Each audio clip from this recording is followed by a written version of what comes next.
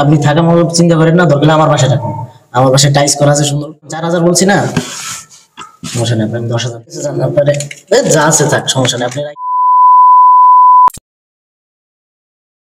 আলহামদুলিল্লাহি ওয়া কাফা ওয়া সালামুন আলা ইবাদিহিল্লাযিনা ইসতাফা আম্মা বা'দ ফাআউযু বিল্লাহি মিনাশ শাইতানির রাজীম বিসমিল্লাহির রহমানির রহিম সাল্লাল্লাহু আলাইহি ওয়াসাল্লাম। আলহামদুলিল্লাহ, আল্লাহ পাকের অগণিত শুকর যে মহান রব্বুল আলামিন আমাদেরকে শুক্রবার পবিত্র জুমার দিন উপস্থিত হওয়ার তৌফিক দান করেছেন। সেই মহান রব্বুল আলামিনের দরবারে সকলে শুকরিয়া আদায় করে সকলে বলি আলহামদুলিল্লাহ। আলহামদুলিল্লাহ, আল্লাহ তাআলা নামাজের উপর আপনাদের সামনে যে আয়াতটি পেশ করেছি সেটা হলো ইয়া আইয়ুহাল্লাযীনা আমানু ইযা নুদিয়া লিস-সালাতি মিন ইয়াউমিল জুমআতি ফাসআউ ইলা যিকরিল্লাহি ওয়া যারুল বাই' যালিকুম খায়রুল লাকুম ইন কুনতুম তা'লামুন। এর অর্থ হচ্ছে যে ওহে যারা ঈমান এনেছো, তোমাদেরকে যখন জুমার দিনে নামাজের জন্য ডাকা হবে, তোমরা সাথে সাথে কাজ ফেলে দিয়ে আল্লাহ তাআলা ডেকেছে তার দিকে ধাবিত হও, নিশ্চয়ই তোমাদের জন্য উত্তম হবে। তারপরে আমরা আরো পশ্চিমাদের কালচারে আমরা অভ্যস্ত হয়ে গেছি, কিন্তু নবীজির যেই হাদিসগুলো, নবীজির যেই ইগুলো আখলাক চরিত্র, সেগুলোর দিকে আমরা তাকাই না।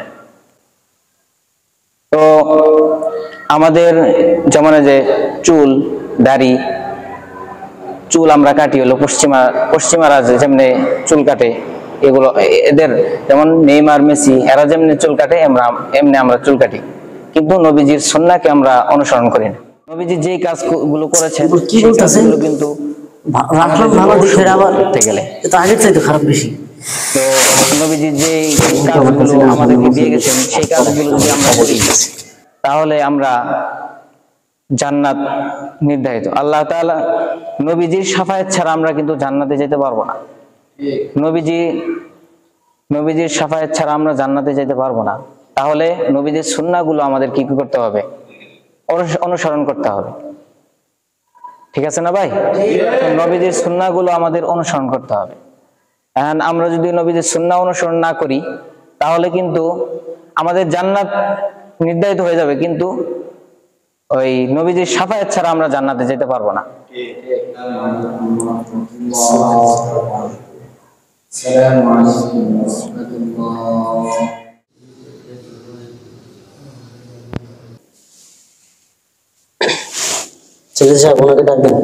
আচ্ছা হুজুর, সভাপতি সাহেব আপনার একটু বসতে বলছে। জি, নামাজ সুন্নাত নামাজটা পড়ে তারপরে ইনশাআল্লাহ দাঁড়াবো।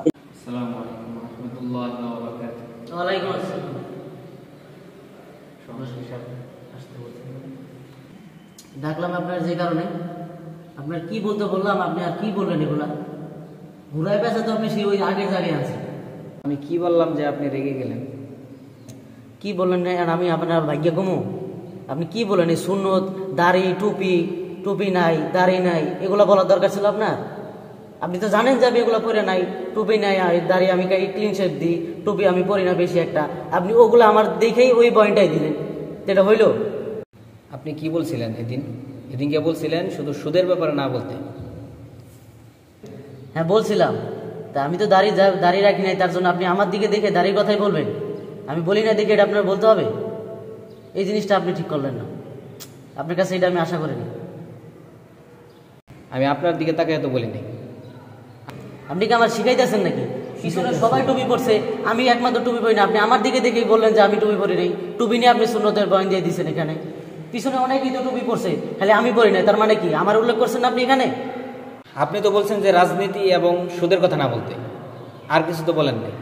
আচ্ছা ঠিক আছে, আমি আপনাকে বলছি খালি সুদ আর রাজনীতির কথা বলতে, কিন্তু আপনি ঘুরে অ্যাঙ্গেলে আমার দিকেই তো আনছেন। আপনার আমি সেদিন ওইখানে বইটা দেখে আপনার আমি কত টাকা বকশিস দিলাম এখানে, আপনার আমার নিজের টাইস করা বাড়িতে আমি আপনার রাখতেছি, আপনার আমি নিজের বন্ধুর চাইতে বেশি মজা দিতেছি, কিন্তু আপনি সেখানে কি করলেন? আপনি ঘুরে আমার দিকে অ্যাঙ্গেলে কথা বললেন। সব মুসল্লিগুলো নামাজের সময় আমার দিকে তাকাইছে যে হুজুর এই সভাপতি তো টুপি পরে নাই, তাহলে এখানে আমার মানিজ্যটা গেল না, থাকলো কোন জায়গায়? দেখেন এই জায়গায় মানিজ্য থাকছে, আপনি বলেন এখানে আমার মানিজ্যটা ছিল এখানে। কিন্তু আপনার কাছে তো আমি এগুলো চাইনি। ঘুষ টুস এগুলো তো আপনার কাছে চাই নাই। তা আপনার কাছে চাই নাই তো যে বাড়ি, তারপরে টাইস করা বাড়ি, এটাও তো আমি আপনার কাছে চাই না।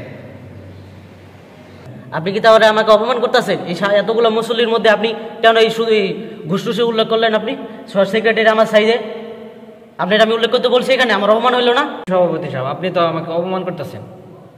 আমি আপনাকে কোথাও অপমান করলাম? আপনি তো আমার অপমান করলেন এখানে ভরা মুসল্লির সামনে। আপনিও তো আমাকে অপমান করতেছেন। ঠিক আছে সভাপতি সাহেব, আমি এনে থাকতে পারবো না, আপনি নতুন ইমাম দেখেন। যান যান যান, আপনার মতো ইমাম আমার দরকারও নাই। আপনার মতো ইমাম আমি চাইলে সেকেন্ডে মসজিদে ঢুকাইতে পারি। সরেন এখান থেকে, যান এখান থেকে, যান মসজিদে বারান্দা থেকে। আপনার এই ব্যবহারের কারণেই ইমাম ঠিক না। আপনার কাছে আমার ব্যবহার শিখতে হবে? আপনার এই ব্যবহার ঠিক করেন আগে, তারপরে আমার ব্যবহার ঠিকই আছে।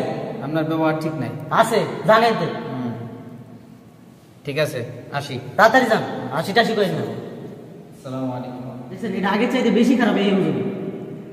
সভাপতি সাহেব, আপনি যে রাগ করে ইমাম হারাই দিলেন, আসরের সময় নামাজ পড়বে কে? কোনো ইমাম তো নাই এখন। ইমাম না, ইমাম ম্যানেজ করে এলাম, ম্যানেজ করতে কতক্ষণ লাগে? আপনি এত তাড়াতাড়ি ইমাম কই পাইবেন? আপনি দেখবেন পারি কিনা আমি। দেখেন, পারলে তো ভালো, না পারলে তো পরে আপনার নিজের নামাজ পড়াইতে হবে, আর তো কোনো লোক দেখি না। দরকার নিজে পড়াবো, মসজিদ নিজেই পড়াবো, দরকার ইমাম রাখবোই না।